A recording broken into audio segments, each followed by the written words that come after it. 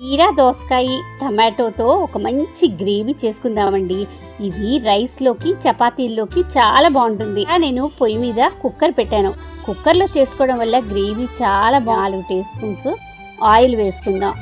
ఆయిల్లో చితకొట్టుకున్న వెల్లుల్లి రెబ్బలు వేసుకుందాం. ఫస్ట్ నాకు కట్ చేసి పెట్టుకున్న పచ్చిమిర్చీలు వేసుకుందాం.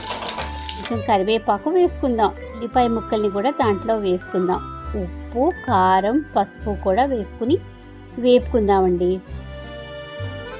ఈ లోపల మనం కీరా దోసకాయలకి చెక్కు తీసుకుని ఓ చిన్న ముక్క నోట్లో పెట్టుకుని టేస్ట్ చూడాలండి. కీరా దోసకాయల్లో కూడా ఒక్కొక్కసారి చేదు ఉంటుంది. ఇలా మొత్తం తీసేయాలిగా తరుక్కుందాం. వేసుకుని కలపెట్టుకుంటూ ఉందాము. కీరా దోసకాయల్లోంచి వాటర్ చాలా ఎక్కువ వస్తుందండి. మగ్గి వాటిల్లోంచి నీరంతా బయటకు వస్తుంది. ఇలాంటి టైంలో మనం కుక్కర్కి మూత పెట్టేసి ఒక 5-6 విజిల్స్ వచ్చిన తర్వాత కుక్కర్ ఆఫ్ చేసేసి బాగా చల్లారిపోయిన తర్వాత కుక్కర్ మూత తీసి చూడాలండి. అప్పుడు కొంత నీరు ఉన్నట్టు అనిపిస్తే మనం మళ్ళీ ఒకసారి స్టవ్ మీద పెట్టుకోవాలండి. ఒక మీడియం ఫ్లేమ్లో కాసేపు పెట్టుకొని బాగా మనకు కావాల్సిన కన్సిస్టెన్సీలో దగ్గరికి తెచ్చుకోవాలి. ఇంకా బాగా దగ్గరికి వస్తుంది, మనకు సరిపోతుంది కన్సిస్టెన్సీ అన్నప్పుడు కొంచెం కొత్తిమీర చల్లుకోవాలండి.